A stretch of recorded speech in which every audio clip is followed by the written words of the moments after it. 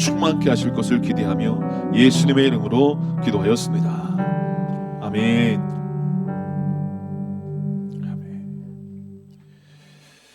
네, 창세기 17장 9절에서 14절까지 말씀 봉독하겠습니다.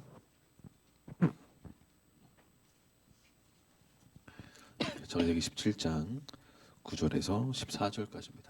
한 목소리로 같이 읽겠습니다. 시작. 하나님이 또 아브라함에게 이르시되 그런즉 너는 내 언약을 지키고 내 후손도 대대로 지키라. 너희 중 남자는 다 할례를 받으라. 이것이 나와 너희와 너희 후손 사이에 지킬 내 언약이니라. 너희는 포피를 베어라. 이것이 나와 너희 사이의 언약의 표징이니라. 너희의 대대로 모든 남자는 집에서 난 자나 또는 너희 자손이 아니라 이방 사람에게서 돈으로 산 자를 막론하고 난 지 8일 만에 할례를 받을 것이라.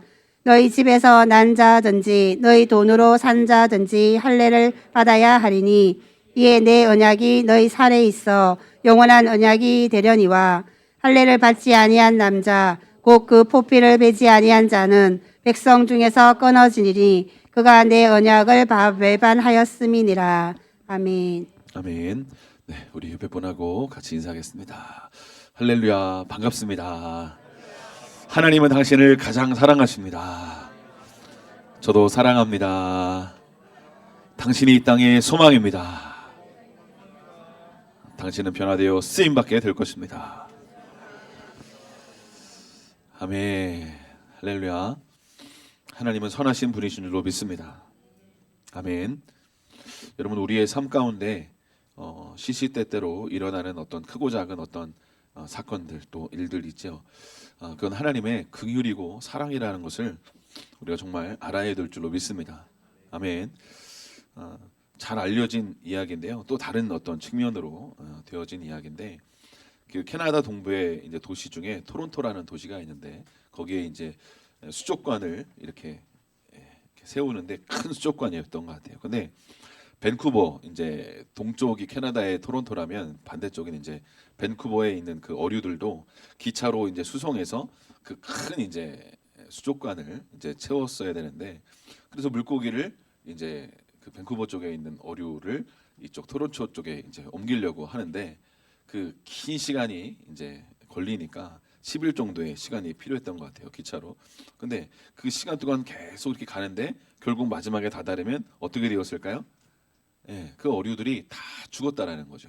그래서 그 이제 학자들이 왜 자꾸 이렇게 죽을까, 어류들이 고심고심 하다가 다시 이제 또 다른 어떤 생각을 가지고 또 이렇게 하면 될까, 저렇게 하면 될까. 그래서 여러 가지 어떤 고민을 하고 또 노력을 했는데도 자꾸 이렇게 죽어 나가는 거예요. 그래서 어떻게 하면 죽지 않고 잘 옮길 수 있을까 하다가 이 어류 학자들이 그 큰 어항에다가 큰 쪽 이렇게 그곳에다가 문어를 한 마리, 큰 문어 한 마리를 딱 집어넣었다는 거죠. 문어 한 마리를 딱 집어넣으니까 그 문어가 어떻게 했을까요? 그 물고기가 이제 아무런 저항이 없으니까 어떻게 했을까요? 잠들어서 꾸벅꾸벅 졸다가 결국 나중에는 조는 걸 넘어서서 어떻게 됐을까요? 죽음에 이르렀었는데 그 졸고 자는 그 물고기들을 문어가 어떻게 했을까요? 툭툭 건드리는 거예요. 계속 툭툭 건드리니까 이 물고기들이 잠을 못 자고 계속 깨어서 계속 지내다가 이제 토론토까지 이제 그 물고기가 죽지 않고 살아서 이제 이동했다라는 이야기입니다. 여러분, 우리의 삶 가운데 고난이나 어떤 연단의 시간들 또 아픔의 시간들은 우리의 삶에 우리의 영혼이 죽지 않고 주님 오시는 바로 그날까지 영혼이 살아서 깨어서 예수 그리스도의 다시 오심을 준비할 수 있는 그런 하나님의 또 다른 어떤 세팅, 장착, 어떤 시간들이라는 것을 여러분 신뢰하실 수 있기를 축복합니다. 그러므로 우리의 삶에 있는 그 어떤 어려운 시간들 또 연단의 시간들조차도 감사한 시간이다라는 것을 여러분 다시 한번 기억하실 수 있기를 축복합니다. 추석 기간 어떻게 잘 보내셨습니까? 잘 보내신 분도 있는 것 같고 힘들었습니다 하시는 분도 있는 것 같습니다. 우리 옆에 분한테 이렇게 한번 격려해 줄까요? 수고하셨습니다. 수고하셨습니다. 어떤 분은 많이 먹느라 수고하셨고 어떤 분들은 설거지하느라 또 음식 만들어내느라 수고하셨는데 네. 하나님은 여러분 선하신 하나님이십니다. 그 하나님의 선하심을 신뢰하고 믿고 믿음의 걸음을 걸어가는 만큼 우리의 삶에는 자유와 행복과 기쁨이 충만한 줄로 믿습니다. 아멘. 아멘. 네, 오늘 창세기 17장 말씀이죠. 우리가 지난주에 창세기 17장 동일하게 아브라함에 대해서 같이 말씀을 나누었습니다. 창세기 16장 16절 마지막 절에 이 아브라함이 하갈을 통해서 이스마엘을 출산했죠. 그때 나이가 몇 세였다고요? 86세. 그리고 17장에 이제 하나님이 99세 때 하나님이 아브라함에게 다시 나타나셨습니다. 그럼 몇 년 만에 나타나신 거라고요? 13년 만에. 13년 동안 하나님이 어떻게 아브라함과 성경에 기록될 만큼 그 어떠한 교제나 어떤 하나님의 마음을 받지 못했다라는 것을 말씀하고 있는 것이죠. 그렇다면 왜 그랬을까요?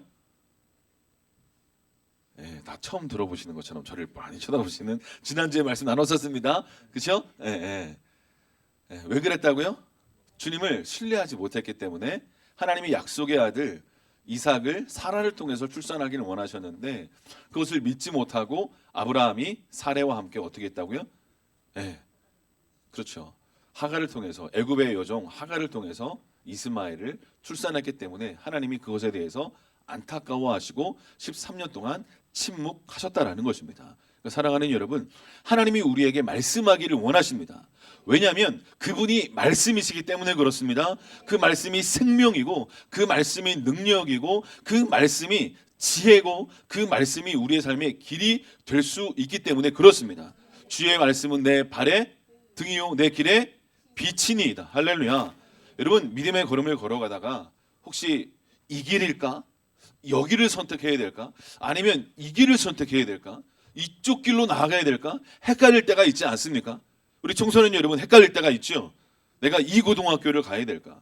내가 이 학과를 가야 될까? 헷갈릴 때가 있습니다. 그런데 그때 누구를 바라봐야 될까요? 예수님을 바라봐야 될 줄로 믿습니다. 그러면 내 삶을 어떻게 해요? 사랑하시고 나를 창조하신 그 선하신 하나님 아버지께서 나의 삶을 이미 계획하고 계시고 이 길로 인도하기를 원하십니다. 할렐루야. 그런데 때로 우리는 하나님을 시험하기를 원하죠. 하나님 이렇게 가기를 원하시는 것 같은데 이쪽으로 가면 어떻게 될까? 하나님 정말 다 알고 계신 것 같은데 이쪽으로 갈까? 이쪽으로 하나님 아신다면서요. 정말 아세요? 이쪽으로 갈까? 하면서 하나님 막 시험하려고 하는 사람 있지 않습니까? 꼭 그런 사람들이 있어요. 그죠? 정말 아신다고 그러는데 하나님 정말 아시는 거 맞나? 그런 생각들. 그죠? 하나님은 우리를 향한 하나님의 선한 계획을 정말 갖고 계십니다. 그래서 말씀하십니다. 할렐루야. 그런데 하나님은 우리에게 자유의지를 주셨죠. 선악과를 아담과 하와가 따서 먹지 않습니까? 그럼 하나님이 아셨을까요? 모르셨을까요? 정말 아셨을까요? 네, 아셨습니다. 그런데 원하셨을까요? 원치 않으셨을까요? 원치 않으셨습니다. 이해가 되십니까? 예. 하나님이 우리를 향한 하나님의 선한 계획이 있습니다. 뜻이 있습니다. 순종하기를 원하시는 하나님의 말씀이 있습니다. 그것이 성경에 기록되어 있는 것이죠. 그래서 우리는 이 성경을 통해서 하나님 나에게 오늘도 무엇을 말씀하시는지 귀 기울여 듣기를 사모하는 마음이 일어나야 될 줄로 믿습니다. 아멘. 우리는 되게 궁금하지 않습니까? 하나님의 뜻이 무엇입니까? 제가 순종하겠습니다. 아멘. 그런 마음이 다 있으시죠? 있을랑 말랑 하는 분도 있고 저는 없습니다 목사님 제 눈빛을 보십시오 그런 눈빛 말씀하시는 분도 있는데 주님 정말 사랑하고 날 위해서 죽으시고 부활하신 그 예수님이 정말 만난 분이라면 그분의 뜻대로 살기를 원하죠. 여러분 그런데 우리의 삶 가운데 하나님은요 하나님의 계획을 우리에게 보여주기를 원하십니다. 보여주기를 원하세요. 그래서 우리가 그것을 발견하기를 원하십니다. 아멘. 그것을 발견하고 순종해서 하나님께서 당신을 향한 하나님의 그 선한 계획이 이루어져서 열매 맺는 삶을 살기를 원하고 그래서 하나님도 행복하고 여러분도 행복한 삶을 살기를 주님은 원하시고 기대하고 계시는 줄로 믿습니다. 아멘. 그런데 여러분 하나님의 뜻은 명확합니다. 내 양은 내 음성을 듣는다라고 주님 말씀하셨어요. 할렐루야. 그러면 우리가 하나님의 음성을 들어야 정상인 줄로 믿습니다. 특별한 어떤 계시, 특별한 어떤 말씀이 아니라 그냥 말씀을 읽고 하나님 말씀해 주세요. 주님과 동행하기를 원합니다. 라는 마음으로 주님 앞에 나아가서 조용히 마음을 좀 가라앉히고 세상의 소리들을 좀 볼륨을 줄이고 할렐루야. 여러분 세상의 소리의 볼륨이 줄여져야 하나님의 음성이 제대로 들리게 될 줄로 믿습니다. 아멘. 세상의 볼륨을 이빠이 키우면 하나님께서 말씀하시는 게 잘 안 들려요. 맞습니까? 그러니까 여러분 지금 제가 이제 하나님의 말씀을 기도하고 목사가 준비해서 말씀을 이제 막 기도하고 준비해서 말씀을 선포하고 있습니다. 그러면 여러분들이 그 말씀을 들을 때 목사의 말로 듣는 것이 아니라 하나님의 말씀으로 들리셔야 될 줄로 믿습니다. 뿐만 아니라 하나님께서 지금 나에게 내가 어떤 선택의 기로 앞에 있다면 내가 분명히 알아줘야 돼요. 아, 내가 이걸 A를 선택하기를 원하시는구나. 때로는 A, B 어떤 걸 선택해도 주님이 괜찮다고 말씀하시는구나. 때로는 B는 절대로 선택하지 말아라 라는 마음의 감동을 주시는구나. B로 자꾸 가기는 원하는데 마음이 자꾸 불안해. 내가 볼 땐 B로 가야 돈을 버는데 내가 볼 땐 B로 가야 뭔가 좋은 열매가 맺을 것 같은데 마음이 자꾸 불안해. 마음이 자꾸 이건 아닌 것 같아. 그럼 어떻게 해야 될까요? 뭔가 사인하시는 거예요. 할렐루야. 하나님 선하신 분입니다. 왜 불안하게 하실까요? 그 길로 가면 왜 불안할까요? 왜 그럴까요? 하나님은 알파와 오메가 되신 분이십니다. 왜 불안할까요? 사랑하는 나의 자녀가 그 길로 가서 망하지 않기를 원하시기 때문에 그렇습니다. 사랑하는 여러분, 말씀을 사모하며 나아갈 때 우리가 그토록 고민했던 것들, 그렇죠? 이걸 선택해야 될까? 이걸 선택해야 될까? 어떻게 믿음의 걸음을 걸어가야 될까? 크고 작은 선택 앞에 서 있는 여러분, 주님의 말씀에 귀 기울일 때 길이요 진리요 생명 되신 주님께서 당신에게 말씀하실 줄로 믿습니다. 그 말씀이 우리의 삶을 가장 좋은 길로 인도하신다라는 것을 여러분 신뢰하실 수 있기를 축복합니다. 아멘. 그 주님하고 친밀해지면 주님하고 생각이 비슷해져요. 할렐루야. 이해가 되십니까? 말씀을 계속 묵상하고 말씀대로 순종하다 보면 하나님의 생각하고 내 생각하고 어느 순간 비슷해집니다. 그래서 어느 순간 내 마음대로 말하고 내 마음대로 행동하고 하는데 죄가 별로 없어요. 이해가 되십니까? 내 마음대로 막 말했는데 감사한 말밖에 안 나와. 내 마음대로 막 말했는데 어느 순간 감사의 말, 기쁨의 말, 격려의 말, 회복의 말 이런 말들만 하고 있어. 여러분 마음대로 말씀하셨는데 원망의 말, 불평의 말, 짜증의 말을 주로 하십니까? 아니면 막 말만 나가면 어느 순간 감사해요. 감사해요. 기뻐해요. 이렇게 좋을 수가 이런 말들을 주로 하십니까? 옆에 분한테 한번 옆에 분의 눈을 보시면서 질문해 보세요. 어떤 말을 주로 하십니까? 할렐루야. 그냥 웃지요. 사랑하는 여러분 괜찮습니다. 실수하고 넘어져도 어떻게 하라고요? 바로 주님 앞에 회개합니다. 도와주세요. 그리고 이 말 가운데 내 언어 가운데 주님 믿음의 말을 넣어 주시옵소서. 할렐루야. 사랑의 말을 넣어 주시옵소서. 아멘. 인생은요 말한 대로 흘러갑니다. 내 귀에 들린 대로 내가 행하겠다고 민수기 14장에 말씀하고 있습니다. 우리의 말은 기도예요. 할렐루야. 열심히 기도했는데 우리가 엉뚱한 말 하면 그거 취소해 버리는 겁니다. 그러니까 말을 주의하시고 믿음의 말을 하실 수 있기를 축복합니다. 할렐루야. 아멘. 오늘 우리가 이제 아브라함에 대해서 계속해서 좀 더 이야기하는데요. 아브라함이 오늘 이제 아까 말씀드린 것처럼 99세 때 하나님이 나타나셔서 나는 전능한 하나님이다. 너는 내 앞에서 행하여 어떻게 해라? 완전해라 라고 말씀하십니다. 완전이란 단어가 뭐라고요? 탐임, 흠 없고 순결한 상태.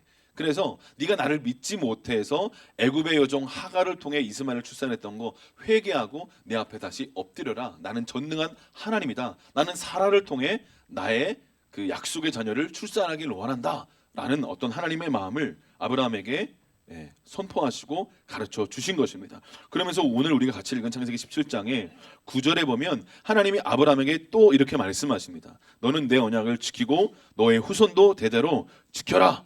그러면서 너희 중 남자는 다 뭐해라? 할례를 행하라 라고 말씀하십니다. 남성의 생식기의 포피를 베어내라. 이것이 너의 삶의 언약의 표징이 될 거다 라고 말씀하고 계시는 것이죠. 여러분 그런데 이 할례를 아브라함이 몇 세 때 받았다고요? 99세 때 받았습니다. 그런데 할례 받은 결과 그 이후에 어떤 일이 일어나냐면 한 4-5가지의 일들이 일어나는데요. 첫 번째, 이런 일이 일어납니다. 하나님의 사자들의 방문을 받습니다. 18장에 보면 그 이야기가 나오는데요.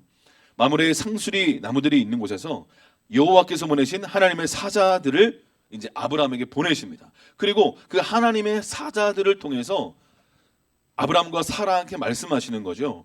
사라에게 아들이 있을 것이다. 여호와께 능치 못할 일이 있겠느냐라고 말씀하시면서 내가 이삭을 출산하게 될 거야라고 말씀하시면서 그 아들의 이름까지도 미리 말씀해 주십니다. 그리고 그 이후에 어떤 일이 일어나냐면 또 19장에 소돔과 고모라의 심판 이야기가 나옵니다. 그리고 아브라함이 중보자로 서는 이야기가 나오죠. 의인이 있으면 어찌 심판하시겠습니까? 라고 이야기하죠. 그래서 아브라함이 50, 45, 30, 20, 10까지 좀 10명만 의인이 있어도 심판하시겠습니까? 막 이야기하죠. 근데 10명의 의인이 없어서 소돔과 고모라는 심판받을 수밖에 없는 자리에 서게 되죠. 그리고 세 번째로 창세기 21장 1절 2절에 보면 여호와께서 말씀하신 대로라고 이렇게 기록되어 있습니다. 여호와께서 말씀하신 대로 사라를 돌보셨고 하죠. 여기서 이제 돌보셨다라는 단어가요. 히브리어로 바카드라는 단어인데 여호와께서 신방하셨다, 방문하셨다라는 의미를 가지고 있습니다. 그 의미가 뭐냐면 임신 가능한 몸으로 사라를 회복시키셨다라는 의미를 가지고 있습니다. 그리고 드디어 100세 때 이제 드디어 약속의 아들 이삭이 출산됩니다. 그리고 마지막으로 종의 아들인 그 이스마엘과 약속의 아들 이삭과 함께 기억을 얻지 못할 거라고 주님 말씀하시면서 이스마엘을 쫓아내라고 말씀하시죠. 여기까지 한 4-5가지 정도의 일이 할례 이후에 일어나게 됩니다. 여러분 보세요. 오늘 갈라디아서 4장 28절에서 30절까지 말씀해 보면 이삭과 같이 너희는 약속의 자녀다. 사랑하는 여러분, 우리는 약속의 자녀인 줄로 믿습니다. 그때 육체를 따라 난 자가 성령을 따라 난 자를 박해한 것 같이 이제도 그러하도다. 성경이 무엇을 말하느냐? 요종과 그 아들을 어떻게 하라고요? 내쫓으라. 요종의 아들이 자유에 있는 여자의 아들과 더불어 유업을 얻지 못할 것이다 라고 갈라디아에서에서 말씀하시면서 하나님께서는 이 창세기에 일어났던 이 이야기들을 가지고 말씀하고 있는 것이죠. 여러분, 하나님은요 우리의 삶에 동일하게 지금 할례를 우리의 삶 가운데 행하기를 원하시는 줄로 믿습니다. 할례 이후에 어떤 일이 일어났다고요? 앞에서 우리가 4-5가지 살펴보았던 것처럼 하나님의 사자의 방문을 받습니다. 그리고 이삭이 출산할 것이라고 이야기하시는 하나님의 말씀을 듣게 되는 것이죠. 그리고 실제로 바카드, 사라를 돌보시고 사라를 방문하시고 임신 가능한 몸으로 회복시키신 이후에 이삭을 출산하게 하셨다. 언제요? 할례 받은 이후에.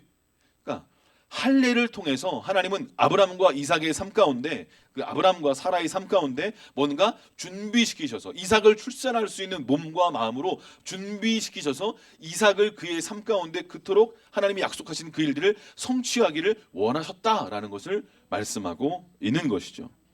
사랑하는 여러분, 오늘 저와 여러분의 삶 가운데도 하나님은요 약속의 아들 이삭을 출산하기를 원하시는 줄로 믿습니다. 아멘.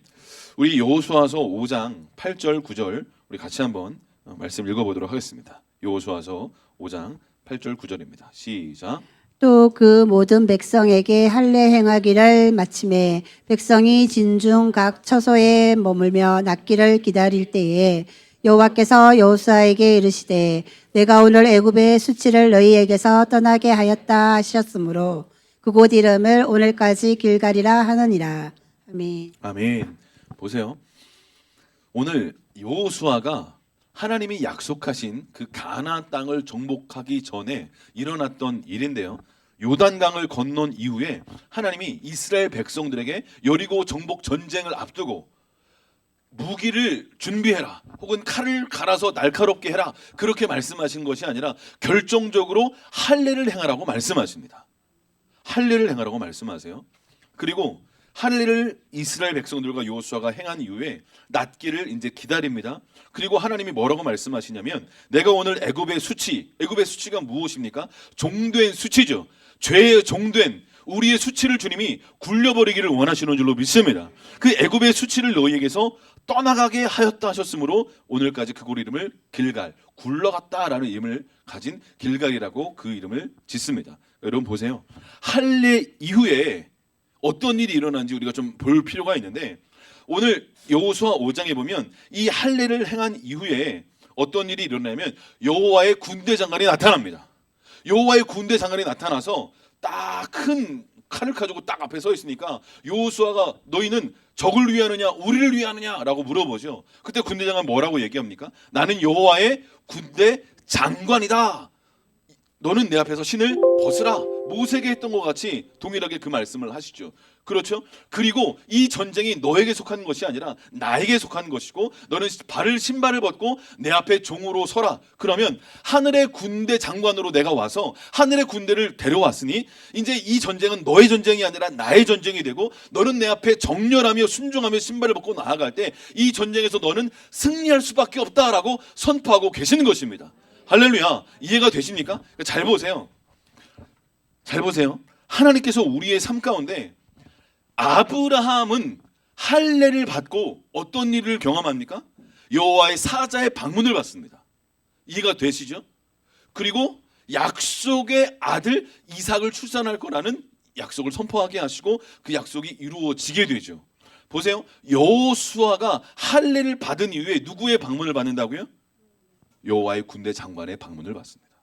아브라함은 하나님의 사자의 방문을 받고요. 여호수아는 여호와의 군대 장관의 방문을 받습니다. 그리고 신발을 벗고 종으로 섰을 때 하늘의 군대에 정렬된 여호수아의 군대는 승리할 수밖에 없는 군대로 서게 되는 것이죠. 잘 보세요. 우리의 삶 가운데 주님이 지금 이 시즌 가운데 할례 받기를 원하시는 줄로 믿습니다. 할례 받을 때 아브라함이 약속의 자녀 이삭을 출산할 수 있는 마음의 준비, 몸의 준비로 준비되면서 여호와의 사자의 방문을 받고 여호수아는 여호와의 군대 장관의 방문을 받습니다. 잘 보세요. 할례 받을 때 하나님이 여러분의 삶을 방문하십니다. 이해가 되십니까? 우리가 할례로 준비되었을 때 하나님은 하나님의 사자를 파송하시고요. 여호와의 군대 장관을 파송하셨던 것처럼 우리의 삶 가운데도 하나님이 방문하십니다. 신방하시는 거예요. 뭔가 말씀하시는 거예요. 그 말씀이 성취될 수 있도록 뭔가 문을 열어주기를 원하시는 줄로 믿습니다. 할렐루야. 그러므로 사랑하는 여러분, 그래서 여러분 말씀이 길이라는 거예요. 하나님이 지금 우리의 삶 가운데 내가 어떤 삶의 영역 가운데 할례를 받아야 될까?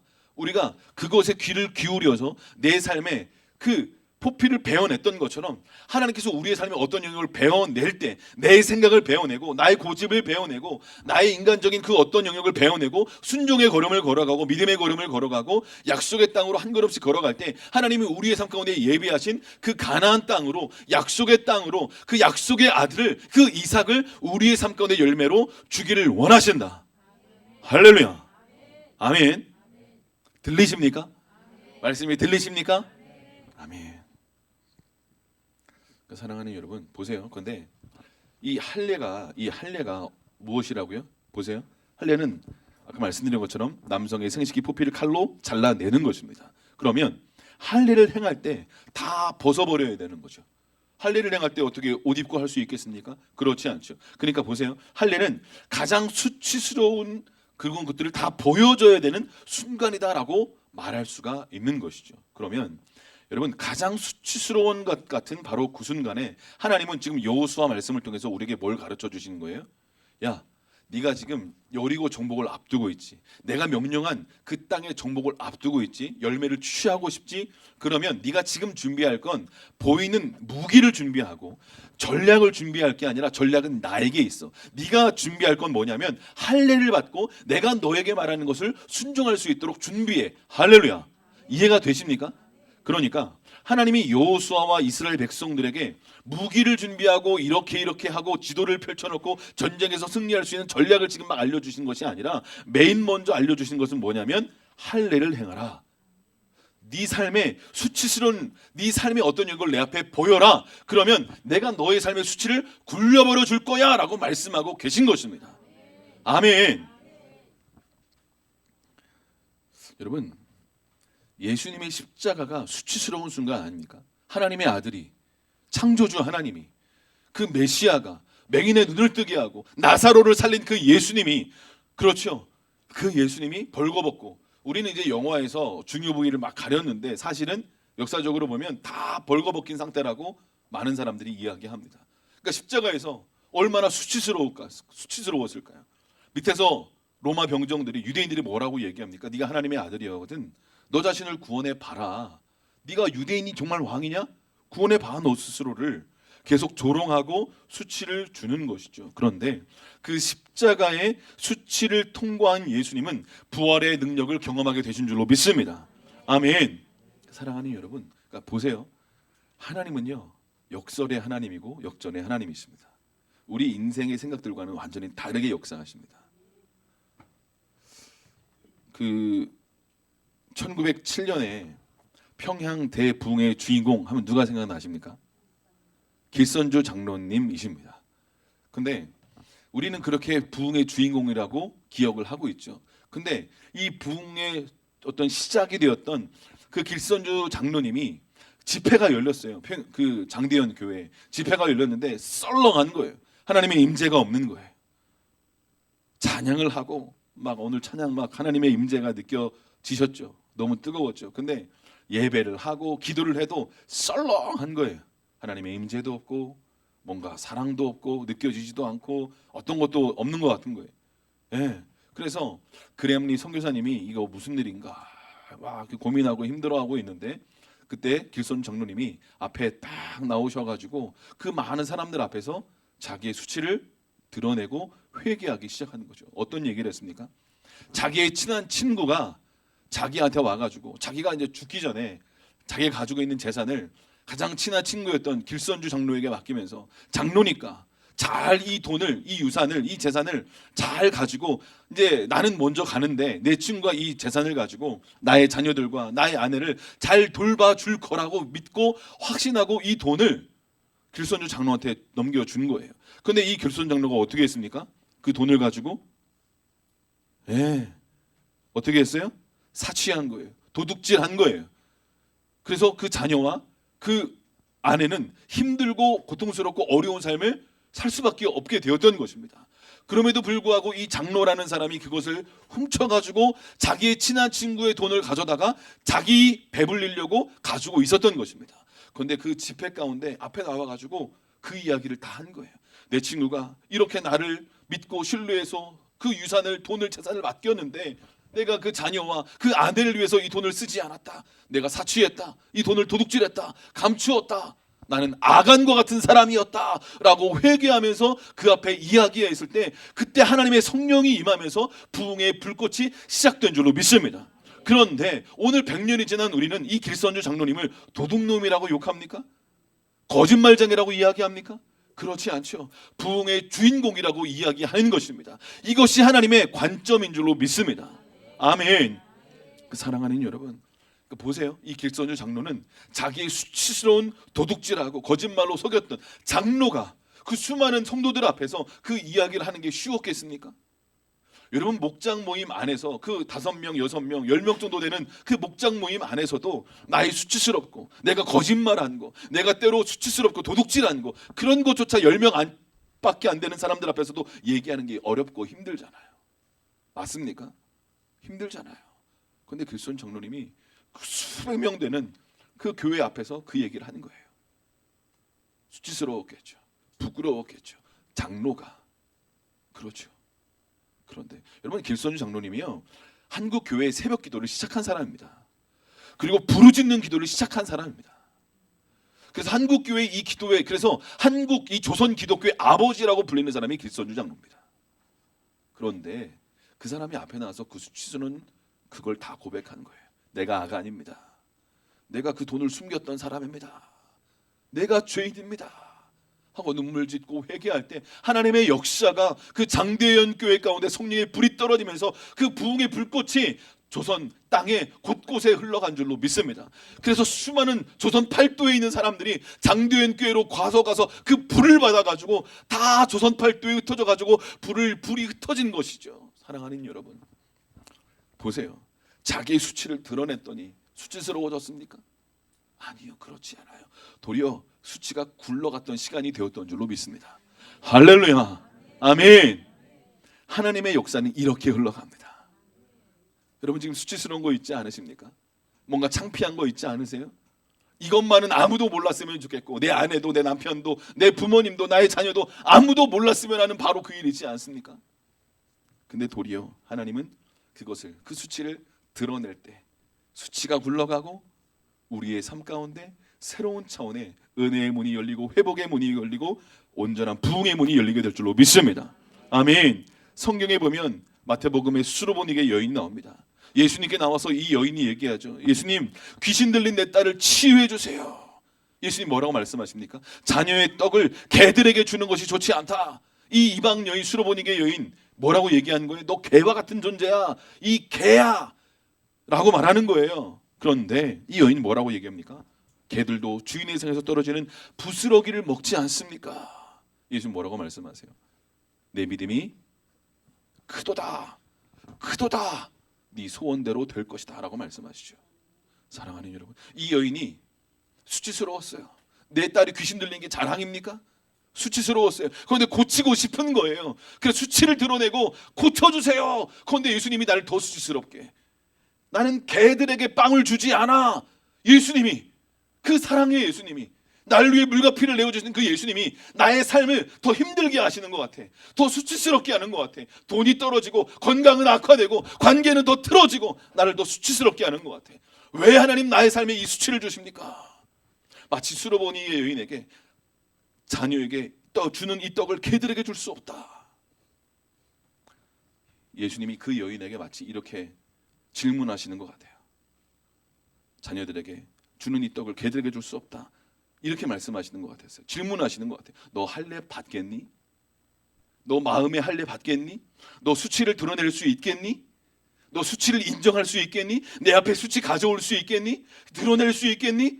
그래서 수치가 굴러가게 그렇게 나에게 그렇게 문을 열어줄 수 있겠니? 사랑하는 여러분, 여러분의 마음을 열고 예수님께 나아가 나의 삶에 돈이 없고 관계가 틀어지고 건강을 잃어버린 이 수치를 주님 앞에 내어놓으실 수 있기를 축복합니다. 할렐루야. 사마리아 여인의 이야기를 우리가 잘 알죠. 물떠러 온 그 사마리아 여인, 예수님이 말씀하시죠. 그런데 예수님이 결정적으로 그 사마리아 여인에게 뭐라고 말씀하세요? 네 남편 불러와라. 이것도 뭐예요? 너 할례 받겠니? 이런 얘기죠. 남편이 그 여인에게는 없었어요. 남편 없습니다. 그런데 예수님 뭐라고 말씀하세요? 예수님 알고 계시죠. 너 5명의 남자와 살고 있었고 지금 사는 그 남자도 네 남자 아니지. 그래 알아. 네 말이 맞아. 수치를 드러내세요. 사랑하는 여러분 보세요. 수치가 굴러가기를 원하십니까? 내 삶의 어떤 수치스러운 상황 속에 수치가 정말 굴러가기를 원하신다면 주님이 때로 여러분의 삶의 수치를 드러내세요. 네 남편 불러와. 개들에게 자녀에게 주는 떡을 주지 않아. 이렇게 수치를 때로 드러내세요. 그때 우리의 반응을 보시는 거예요. 너 누구니 아니? 너는 피조물이야. 나는 창조주야. 나는 이걸 해결할 수 있는 능력이 있어. 그런데 어떻게 해결할 수 있는지 아니? 네 마음을 겸손하게 낮춰. 그리고 난 해결할 수 없다는 걸 인정하고 겸손하게 내 발 앞에 엎드려. 내가 구원자고 길이고 생명인 걸 인정해. 할렐루야. 사랑하는 여러분, 예수 그리스도 창조주 하나님 앞에 무슨 자존심을 내세울 수 있겠습니까? 사랑하는 여러분, 자존심을 죽이고 주님 앞에 수치를 드러내실 수 있기를 축복합니다. 아멘. 할례의 시간은 우리의 마음의 그릇을 깨끗하게 하는 시간입니다. 할례 받으면 여호와의 군대 장관이 찾아옵니다. 할례 받으면 하나님의 사자가 찾아옵니다. 그리고 말씀하기 시작하시는 거예요. 새로운 문을 열어주기를 원하시는 거예요. 우리 인생 수치스러운 일 많지요. 돈 때문에, 때론 지혜 없음 때문에, 때론 관계의 어떤 틀어짐 때문에. 이번 추석 때에도 혹시 그런 일을 경험하진 않으셨습니까? 사랑하는 여러분, 하나님은 우리의 삶 가운데 열매 맺기를 원하시고 우리의 삶에 새로운 차원의 문을 열어주기를 원하시는 때가 바로 지금인 줄로 믿습니다. 아멘. 제가 그 제주도 여행을 이제 은혜 가운데 잘 다녀왔습니다. 여러 가지로 기도해 주시고 또 후원해 주셔서 감사합니다. 감사합니다. 네. 기도와 여러 가지 모양으로 후원을 해주시지 못하신 분들은 아쉬워하지 마시고 여전히 문은 열려 있습니다. 네, 할렐루야.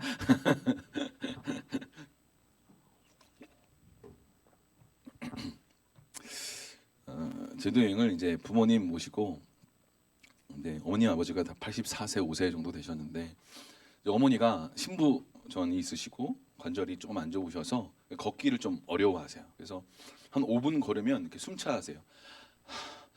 이렇게 숨을 이렇게 쉬셔서 심장이 안 좋으셔서, 그래서 이제 가는 데에도 큰 이제 어려움이 있었어요. 이제 안 가겠다. 나 걷는 거 힘들다. 제주도 많이 다녀왔다. 여행 많이 다녀왔다. 너나 가라. 그러면서 이제 안 가시려고 그랬는데 주님이 자꾸 기도할 때 부모님을 모시고 제주도에 가면 좋겠다 그런 마음을 계속 주셔가지고 이제 며느리가 시아버지 저희 아버지를 막 이렇게 설득을 하고, 그러니까 아버지가 나중에는 이제 며느리한테 고맙다, 같이 이렇게 가자고, 계속 여행을 같이 가자고 얘기해줘서 고맙다, 그런 얘기도 하셨다고 하더라고요.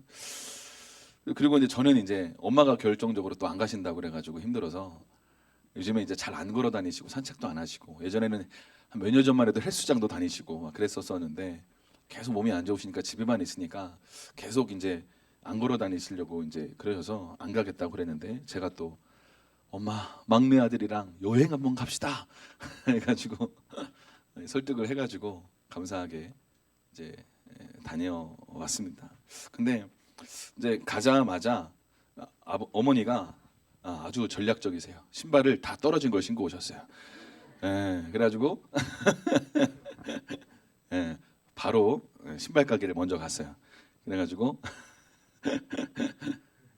어머니가 잠깐 뭐 아무튼 그러셔서 이렇게 그 이제 신발 가게 가서 좋은 신발을 딱 사드렸어요. 제가. 그래서 너무 감사하더라고요. 엄마를 위해서 신발을 사드릴 수 있었다는 것 자체가 너무 감사하더라고요. 그래서 새 신발을 신고, 그 헐어 빠진 그 신발 새 거 집에 많이 있을 텐데 그런 걸 신고 오셔가지고 아버지가 왜 이런 걸 신고 왔냐고 버리라고 그러니까 이걸 왜 버려? 우리 엄마는 웬만하면 안 버리셔가지고 아무튼 간신히 그 신발을 버리고 새 신발을 신고 이제 처음으로 사려연습길을 가가지고 잘 또 걷고, 또 둘째 날에는 또 허브동산 가서 또 핑크밀리 앞에 잘 사진도 찍고 조격도 하고, 점심 때 흑돼지 또 표선점에 가서 잘 맛있게 먹기도 하고, 근데 둘째 날 저녁에 이제 이런저런 얘기를 하다가 차 안에서 이제 부모님의 60주년 결혼 60주년이거든요 올해가. 그래서 그 이제 얘기를 듣고 이제 손주들이 케이크를 준비해서 또 이제 축하도 하고, 이제 부모님 방에 가가지고 이제 축하 노래도 부르고, 이제 저희가 무릎을 꿇고 부모님에게 두 손으로 딱 머리에 안수를 봐서 축복기도 해달라고. 그래서 이제 저희가 축복기도도 잘 받고 아주 좋은 시간이었습니다. 근데 거기서 이제 차에서 둘째 날 저녁 때 숙소까지 오는데 1시간 정도 차를 타고 이렇게 오는데 아이들이 이제 할아버지 할머니한테 질문하는 거죠. 할아버지 할머니, 아빠는 어렸을 때 어땠어요? 딱 질문을 하는 거예요. 질문을 하니까 아버지가 가만히 있으시다가 딱 한마디 하시는 거죠. 튼튼했어. 별말 튼튼했어. 그리고 뭐 이렇게 몇 마디 더 하실 줄 알았더니 한 마디도 안 하시고 튼튼했어. 내자 딱 하고 끝내시더라. 그래가지고 좀 뻘쭘하던데 엄마가 이제 한두 마디 이제 더 이제 더 거드시더라고요. 영우가 어렸을 때 뭐 착했고 뭐 공부 잘했고 뭐 아무튼 막 이렇게 하면서 막 이런저런 얘기들을 막 좀 더 이제 하시는 거죠. 그래서 이제 얘기를 좀 더 하시다가 자연스럽게 어디로 얘기가 흘러갔을까요? 우리 어머니 아버지의 자랑인 형과 우리 큰 누나의 얘기로 자연스럽게 형이 의사가 되고 우리 큰 누나가 항상 전교 1, 2등을 하고 공주 교대를 가가지고 이제 선생이 되었다. 공부는 우리 큰 누나가 더 잘했는데 우리 큰 누나도 의사를 시키지. 아무튼 아버지가 교사를 시켜가지고 교사를 했는데, 아무튼 그러면서 자연스럽게 이제 제 얘기를 한두 마디 딱 하고 자연스럽게 우리 형과 누나의 자랑으로 와 해가지고 이제 얘기가 마무리되면서 뭔가 살짝 씁쓸한 뭔가 살짝 그러면서 하나님의 사랑의 임재가 딱 떠나더라고요. 딱 느꼈어요. 사랑의 임재가 딱 떠나더라고요. 왜냐하면 땅의 가치로 어머니 아버지가 여전히 이렇게 얘기를 계속 하시니까. 아무튼 우리 저희 신탄진에 살았던 그 저희 아버지가 이제 전매청 이제 담배 인사공사 이제 다니셨는데 그때 이제 그 옆에 한 5분 정도 걸면 마을이 있었거든요. 그 전매청 다니는 다 전매청 다니는 사람이었어요.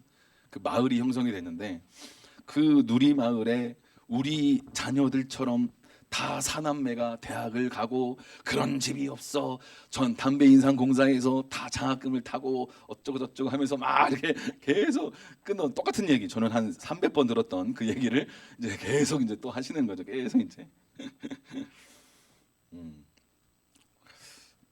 그러면서 이제 이런저런 얘기를 이제 하시면서 어쨌든 하나님의 은혜 가운데 잘 이렇게 그 여행을 마치고 이제 청주공항에서 또 부모님 모셔다 드리고 이제 수요일 날 밤 늦게 한 8시 9시쯤에 삼척까지 거의 4, 5시간을 이제 차 타고 쭉 오는데 거의 4시간 5시간을 아이들하고 계속 얘기했던 것 같아요. 계속 어떤 여행이 되었냐 너희들의 삶 가운데 할아버지 할머니와 함께 하면서 어떤 마음이 들었냐 하면서 계속 4, 5시간을 계속 얘기하고 또 얘기하고 같이 웃고 떠들면서 너무 행복하고 즐거운 너무 좋은 시간을 보냈었습니다. 그러면서 이 여행 가운데 하나님이 약속하신 게 있거든요. 너희가 이 여행을 통해서 너의 삶의 수치가 떠나갈 거다. 이런 약속의 말씀을 주셨었어요.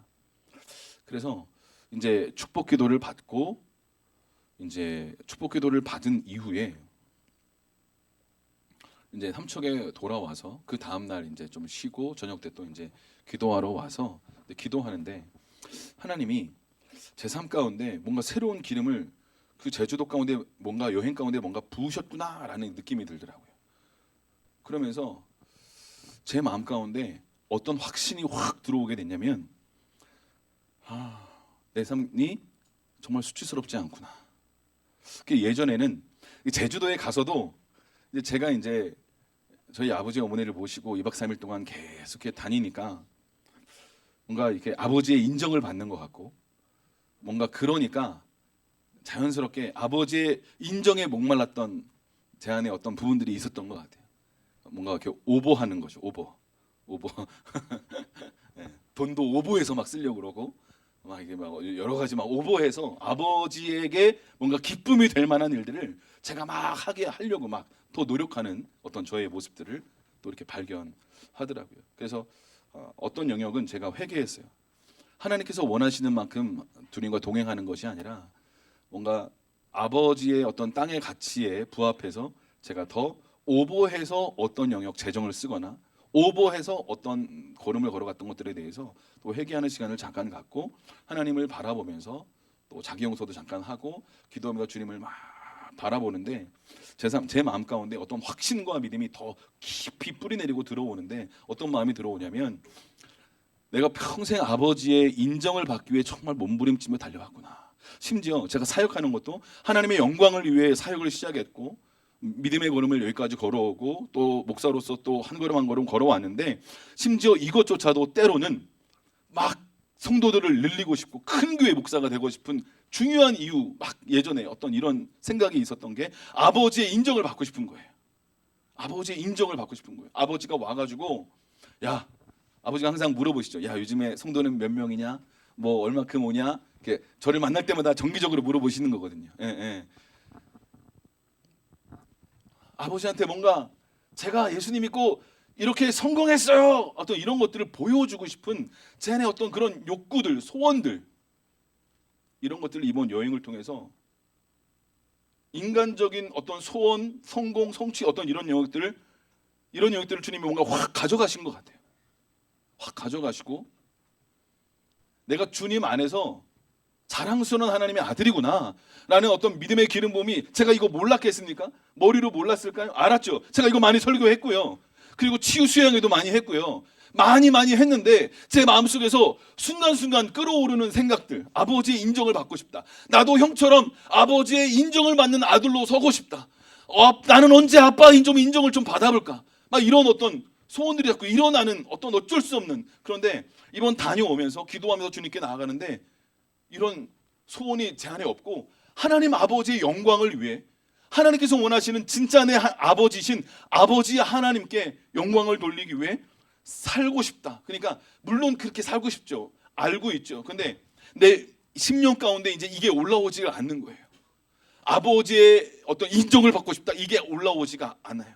이게 올라오지가 않고 아버지 감사하지. 나의 아버지신 거. 아버지가 나의 아버지신 거 정말 감사해요. 어머니가 나의 어머니신 거 너무 감사해요. 허깅하고 마지막에도 이렇게 막 너무 감사하고 좋은 시간이었는데 제 마음 가운데 이번 여행을 탁 다녀오면서 정말 제 삶에 수치가 떠나갔구나.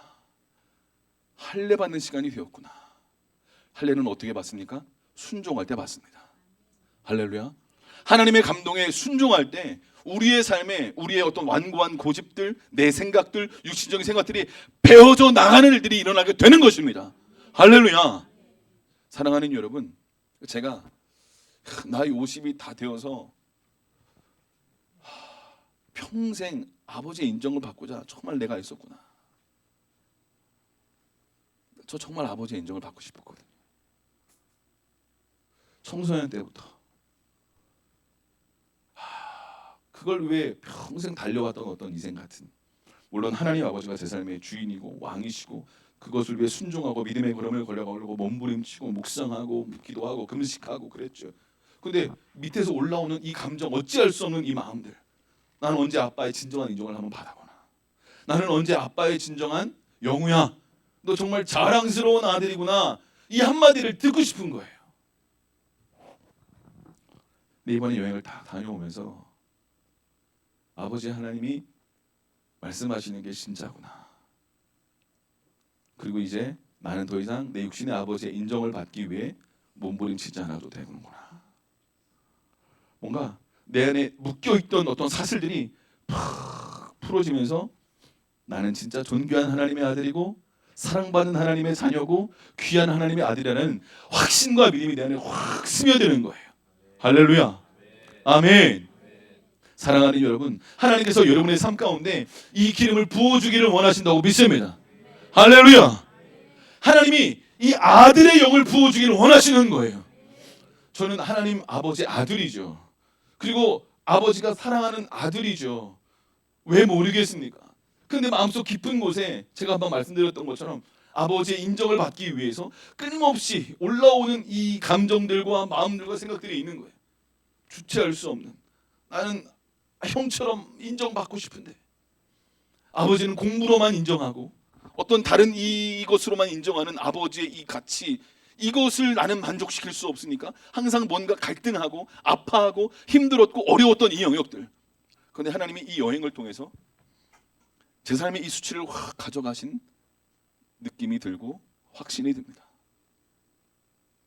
사랑하는 여러분, 그래서 제가 지금 여러분에게 말씀드리기를 원하는 건 여러분의 삶의 수치가 뭘까요? 여러분도 그런 수치 있지 않습니까? 이 아버지가 내 아버지라니 이런 수치, 이 엄마가 내 엄마라니 이런 수치, 저도 있었어요. 제가 중학교 때 형 누나 다 이제 기숙사 생활하고 작은 누나 고3, 나 중3, 그때 부모님 막 심하게 싸우셔가지고 쨍그랑 나 힘들고 어려웠거든요. 나 우리 아버지 수치스러웠어요.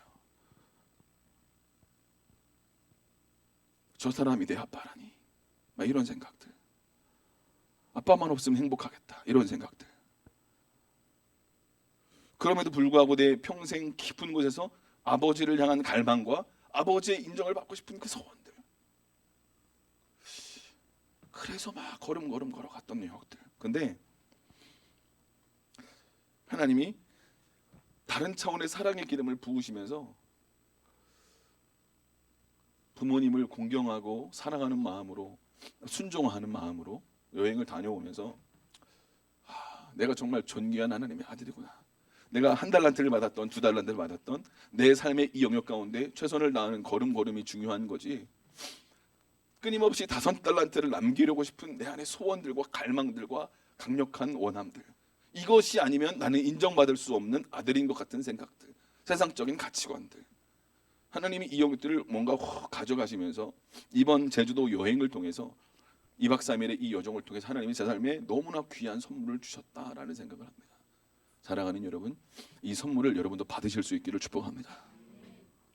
그러기 위해서 저는 여러분들이 부모님을 공경하는 마음으로 사랑을 겸손하게 표현하셨으면 좋겠습니다. 언제든지 축복은 권유로부터 말미암습니다. 언제든지 축복은 아버지 어머니로부터 말미암습니다. 그러므로 사랑하는 여러분,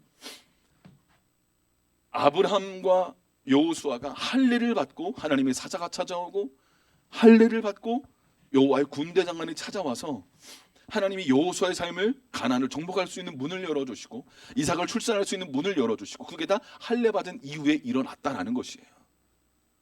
할례는 어떻게 받는다고요? 우리 에레미야 4장 그리고 6장 말씀을 같이 이어서 좀 같이 읽어보도록 하겠습니다. 시작. 너희는 스스로 할례를 행하여 너희 마음 가죽을 베고 나 여호와께 속하라. 그리하지 아니하면 너희 악행으로 말미암아 나의 분노가 불같이 일어나 사르리니 그것을 끌 자가 없으리라. 아멘. 6장이요. 시작. 내가 누구에게 말하여 누구에게 경책하여 듣게 할꼬. 보라 그 귀가 할례를 받지 못하였으므로 듣지 못하는도다. 보라 여호와의 말씀을 그들이 자신들에게 욕으로 여기고 이를 즐겨하지 아니하니. 예레미야가 누굽니까? 남유다가 멸망하기 직전의 선지자입니다. 하나님이 예레미야를 통해서 돌이켜라. 다시 하나님께로 돌아와라. 다시 하나님께로 돌아와라. 우상 숭배를 그치고 하나님께 돌아와라. 심지어 성전 앞에서 예레미야가 이렇게 말합니다. 여기가 여호와의 성전이라고 너희들이 가축과 양과 염소를 가지고 있어 예배하는데 여기는 여호와의 성전이 아니다 라고 선포하는 사람이 예레미야입니다. 너희가 끊임없이 여기서 예배하고 있지만 내가 그 예배를 받지 않고 있다 라고 예레미야가 선포하고 있는 거예요. 하나님의 말씀에 순종해라. 너희의 귀를 들어라. 너희의 귀가 할례 받아야 된다. 너희의 귀가 듣지 못해서 지금 심판이 코앞에 왔다. 돌이켜라. 너희는 바벨론에 항복하고 나아가라. 그러면 예루살렘은 멸망하지 않을 거다라고 예레미야가 선포합니다. 그런데 시드기야 왕이 예레미야의 말을 듣지 않죠. 듣지 않습니다. 그래서 어떻게 해요? 항복하지 않죠. 그래서 예루살렘 성은 돌 위에 돌 하나도 남지 않고 멸망당합니다. 사랑하는 여러분, 우리의 귀가 할례 받아야 될 줄로 믿습니다. 우리의 마음 가죽이 베어져야 될 줄로 믿습니다. 그런데 우리의 힘으로 안 되는 영역이 있는 것이에요.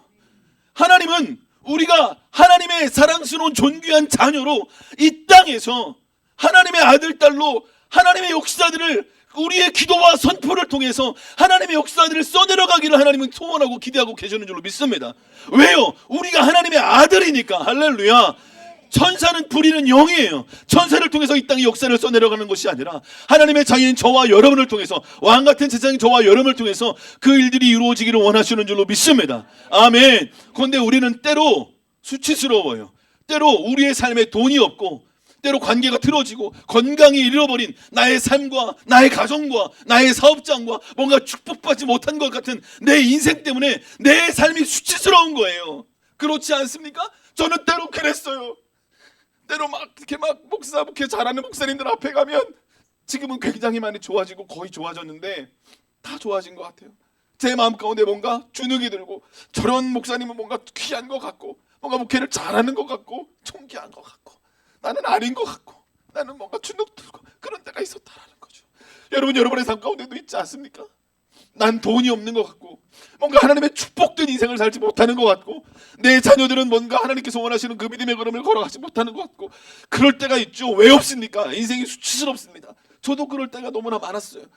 제 인생 자체가 수치스러운 것 같았어요. 나는 좋은 아빠가 아닌 것 같고 좋은 남편도 아닌 것 같고 좋은 아들도 아닌 것 같고 너무나 제 인생이 수치스러웠던 거죠. 안동에서도 그랬고 때로 삼척에서도 그랬습니다. 수치스러워요. 돈이 없어 수치스럽고 관계가 일그러져 수치스럽고 때로 건강을 잃어버리는 것도 수치스럽고 이 수치 앞에 사랑하는 여러분 도망가지 마시고 주님 수치스럽습니다. 십자가 앞에 나오실 수 있기를 축복합니다. 아멘. 그러면 수치가 바로 그때 굴러가는 거예요. 할렐루야. 주님이 길가를 선포해 주시는 것입니다. 아멘. 아멘. 사랑하는 여러분, 우리가 창조주 하나님 앞에 뭐가 떳떳할 게 뭐가 있겠습니까? 순종하고 기도할 수 있었다면 하나님의 은혜죠. 할렐루야. 때로 불순종하고 연약하고 넘어지고 불평하고 원망하고 화내고 그럴 수 있지요. 그럴 수 있죠. 연약하지요. 그러면 회개하고 겸손히 엎드려져서 주님 나는 이런 자입니다. 믿음 없는 자입니다. 나를 불쌍히 여겨 주시옵소서 라고 인정하고 하나님 앞에 긍휼을 구하고 나아가서 하나님께서 더 이상 여러분들을 수치스럽게 하기를 원치 않으십니다. 소망이 여러분들을 부끄럽게 하지 않을 것입니다. 아멘. 여러분, 여러분의 인생이 수치스럽습니까? 부끄럽습니까? 왜요? 돈이 없어서요? 건강을 잃어버렸어요? 뭔가 성공하지 못한 것 같은, 업적을 이루지 못한 그것 때문에요? 그렇지 않아요. 예수의 피가 우리의 자랑입니다. 우리 죽으면 뭐가 남습니까? 돈이 남아요? 명예가 남아요? 아무것도 아니에요. 예수의 피만이 우리의 자랑입니다. 예수의 피만이 우리의 능력입니다. 사랑하는 여러분, 하나님의 아들, 딸 된 여러분, 여러분이 어떻게 하나님의 아들이 되었고 딸이 되었습니까? 예수의 피 때문입니다. 우리가 믿을 수 있는 건 하나님의 은혜 때문이에요. 아멘. 주는 그리스도시요 살아계신 하나님의 아들이신 줄로 믿습니다. 우리가 어떻게 이렇게 고백할 수 있게 되었습니까? 하나님 아버지의 긍휼과 사랑 때문에 고백할 수 있게 된 줄로 믿습니다. 사랑하는 여러분, 우리가 우리의 삶에 수치스러운 것 같고 뭔가 창피한 것 같고 내 인생 정말 수치스럽고 창피하다 라는 시간들이 도리어 여러분의 삶의 간증이 될 줄로 믿습니다. 어제 토요일날 말씀을 나누는데 대영이가 얘기를 하는 거예요. 같이, 대영아, 네 귀 간증이지?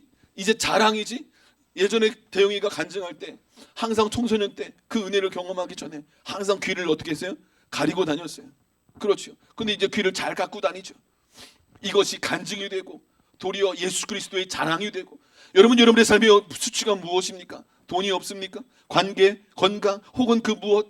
사랑하는 여러분, 그 수치를 하나님이 지금 굴려버리기를 원하시는 줄로 믿습니다. 인정하고 겸손히 주님께 나아가면 주님이 수치를 굴려보내시면서 너는 내 사랑하는 존귀한 아들이야, 딸이야. 네가 돈이 많아서, 헌금 많이 해서, 기도 많이 해서, 전도 많이 해서가 아니라 네 존재 자체로 나의 존귀한 아들이고 딸이야. 할렐루야. 그것을 선포하기를 원하십니다. 아멘. 제가 이번 여행을 통해서 그걸 경험하고 깊이 뿌리 내린 것 같아요. 하나님께 너무너무 감사해요. 이제 아버지의 인정을 위해서 살아 내 안에 올라오는 그 마음이 이제 완전히 사라졌어요. 하나님 아버지 너무 감사하죠.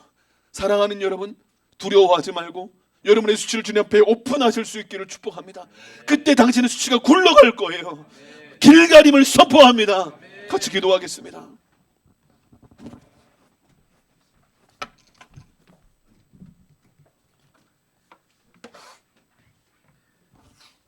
사랑하는 여러분, 하나님은 선하신 분이에요. 하나님은 정말 좋으신 분이에요. 하나님은 여러분을 수치스럽게 하기를 원치 않으십니다. 그런데 우리가 하나님을 오해해서 수치스럽고 내 인생을 창피하게 여기는 거예요. 여러분, 여러분의 인생이 창피합니까? 왜요? 누가 여러분의 인생을 창피하게 여깁니까? 그렇지 않아요. 하나님 아버지가 여러분을 향하여 사랑한다네 딸아, 사랑한다네 아들아 말씀하세요. 왜요? 예수님 믿었으니까, 영접했으니까, 받아들였으니까. 그런데 끊임없이 우리는 조건을 따지고 환경을 따지면서 이렇게 해야 나를 하나님 아버지가 받아주시겠지, 나를 사랑하시겠지. 아닌 걸 알겠는데, 머리로는 알겠는데 이게 심령으로 받아들여지지 않고 믿어지지가 않는 것이죠. 저도 그랬어요. 목사가 얼마나 이 설교 많이 했겠습니까? 그런데 믿어지지가 않는 거예요.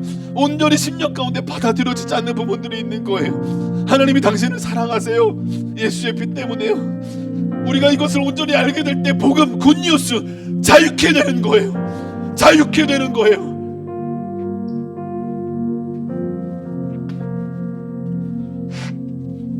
사랑하는 여러분, 여전히 우리의 마음 가운데 세상의 어떤 잣대로 우리 자신을 보면서 나 스스로를 부끄러워하고 자랑스럽게 생각하지 못하는 우리 안에 그런 마음이 있지 않습니까? 저도 오랫동안 그랬어요.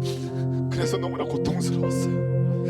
나는 목사의 자격이 없다고 생각했어요. 예수의 피가 내 자격이라고 끊임없이 선포했음에도 불구하고 내 안에 그것이 온전히 100% 믿어지지 않고 나는 다시 또 금식하고 기도하고 해야죠. 물론 해야죠. 그런데 마치 그것이 나의 자격인 것처럼, 아니죠. 예수의 피만이 우리의 자격이고 자랑이고 능력이고 전부죠.